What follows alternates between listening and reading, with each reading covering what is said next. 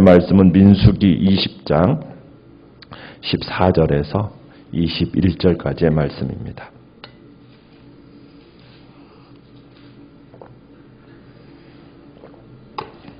민수기 20장 14절에서 21절까지의 말씀 교독하겠습니다. 모세가 가데스에서 에돔 왕에게 사신을 보내며 이르되 당신의 형제 이스라엘의 말에 우리가 당한 모든 고난을 당신도 아시거니와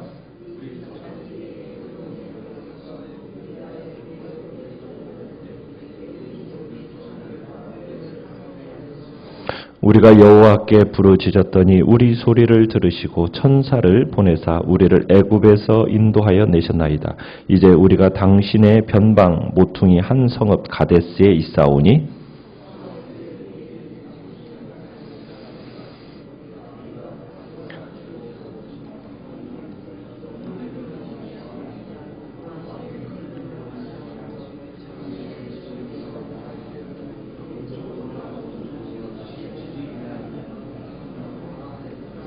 에돔 왕이 대답하되 너는 우리 가운데로 지나가지 못하리라. 내가 칼을 들고 나아가 너를 대적할까 하노라.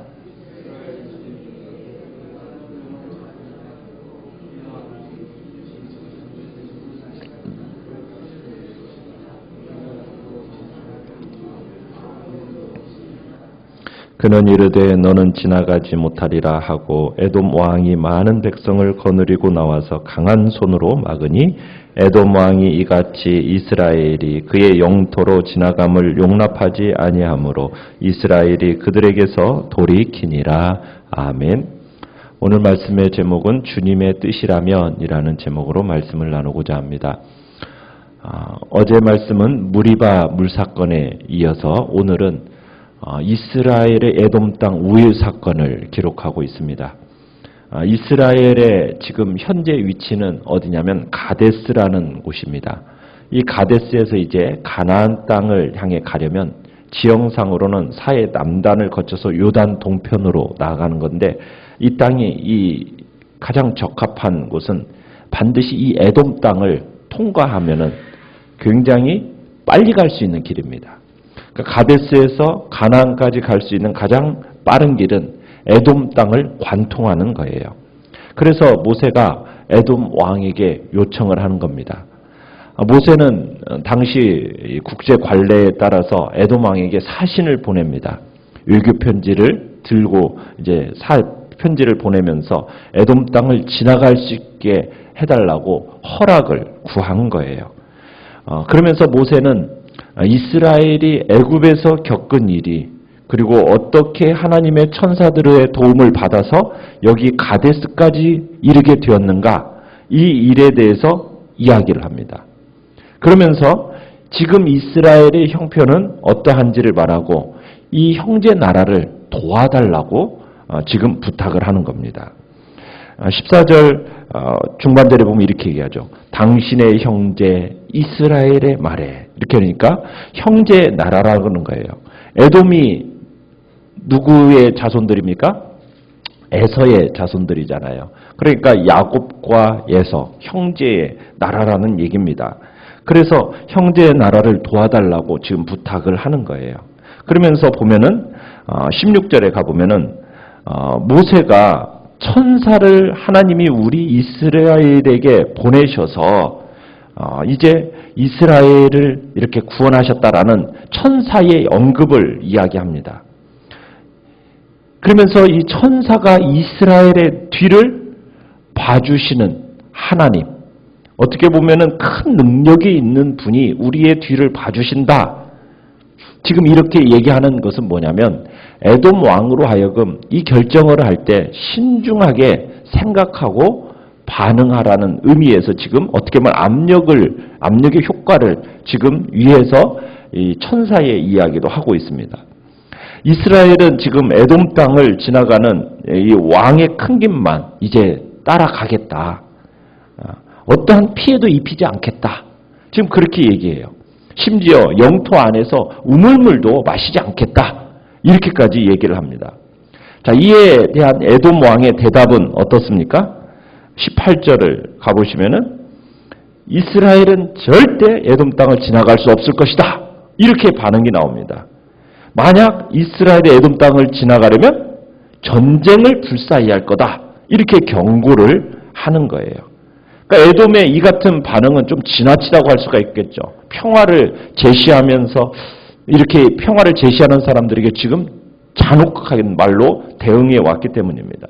그래서 19절로 가보시면 모세가 다시 한번 편지를 보내서 부탁을 합니다. 큰 길로만 가겠습니다.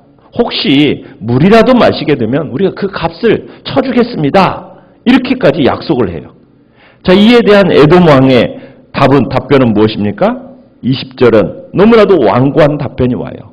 에돔 왕이 뭐라고 그래요? 이스라엘을 형제국으로 인정하지 않을 뿐만 아니라 자신의 입지를 위협하는 적으로 간주하면서 무력으로라도 이스라엘의 진로를 막겠다. 아주 매몰찬 대답이 에돔으로부터 오게 됩니다. 참 이 에돔 족속은 아마 이미 이스라엘과 또 그들의 하나님 여호와에 대해서 익히 알고 있었을 거예요. 그 여호와께서 40년 전에 어떻게 해서 애굽 신들과 그 바로를 굴복시켰는지, 자기 백성을 이끌고 그리고 광야로 나오셨는가, 이것에 대해서 아마 에돔 족속도 다 들었을 거예요. 그리고 이들의 목적지가 어딘지도 알고 있죠. 목적지가 어디예요? 가나안 땅이라는 것도 알고 있을 테예요. 그런데 지금 이스라엘의 부탁을 매몰차게 지금 거절하고 있는 겁니다. 그런데 사실 이스라엘 민족은 애굽을 딱 나온 직후부터 주변 국가들로부터 경계 대상 1호였습니다.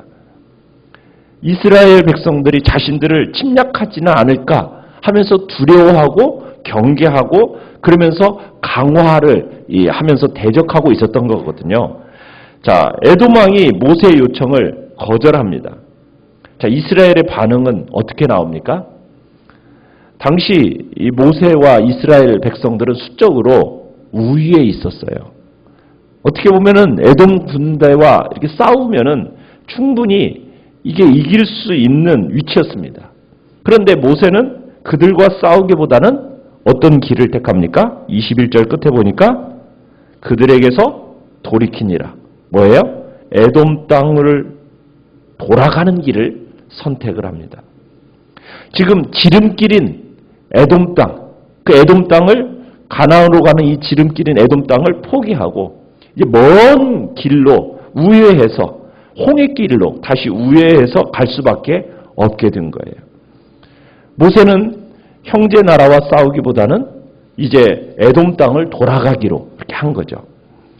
자, 이스라엘이 에돔 왕과 싸우지 않고 돌아와서 간 까닭은 무엇이겠습니까?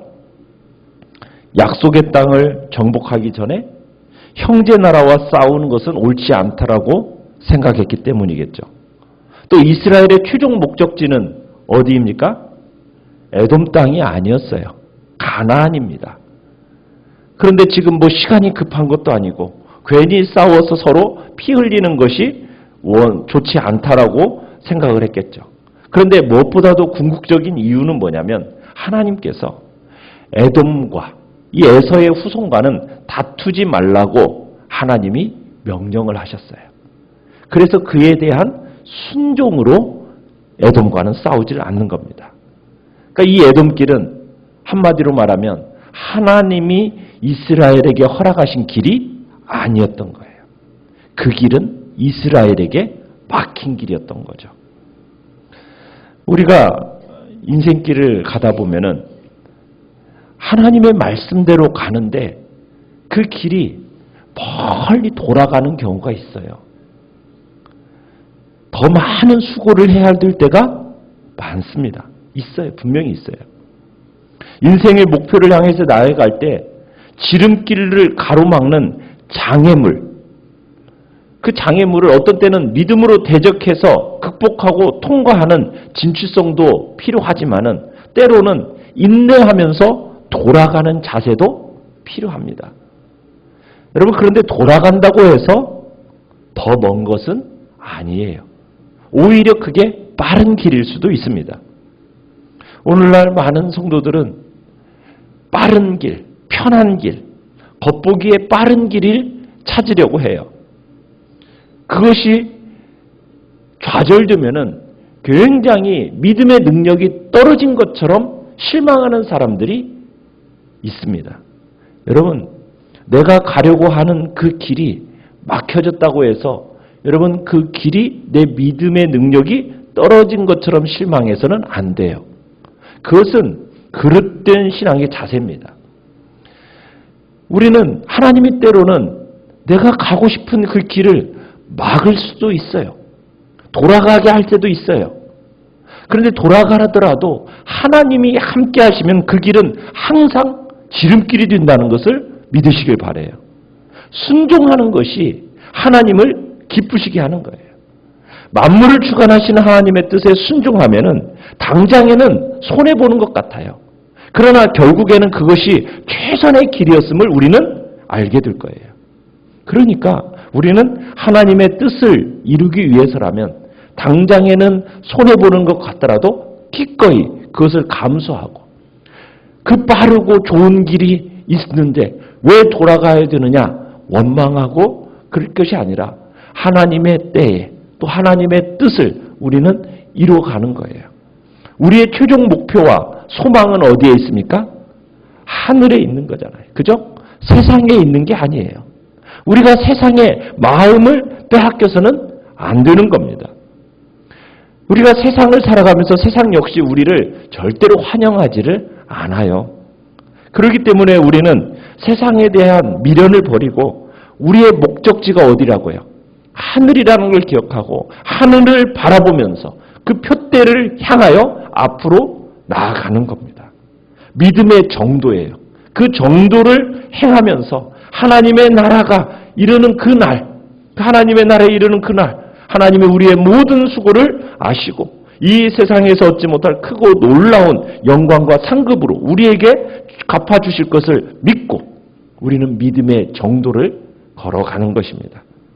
우리의 최종 목표, 거기에 시선을 고정하는 거예요. 그래서 때로는 양보하고 때로는 돌아가는 그 지혜가 우리에게 있어야 될 것입니다. 오늘 말씀을 생각하면서 여러분의 인생의 여정에 장애물을 만났을 때, 길이 막힌 것 같을 때 여러분 어떤 태도를 보여야겠습니까? 실망하고 금세 실망하고 낙담하고 이럴 것입니까? 아니면 하나님의 말씀을 기억하면서 무엇이 유익한지 생각하시겠습니까? 우리는 하나님의 뜻을 따르기 위해서 오늘 우리는 최종 목적지는 결국 우리의 삶의 목적지는 하늘이라는 것을 기억하면서 주님의 뜻이라면 돌아감에 있어서도 기쁨으로 돌아가겠다. 막힌 길, 참으로 하나님의 뜻이라면 기꺼이 돌아서 하나님의 뜻을 이루는 삶을 살아가겠다. 주님 앞에 결단하면서 이 시간 기도하며 나아가시기를 바랍니다.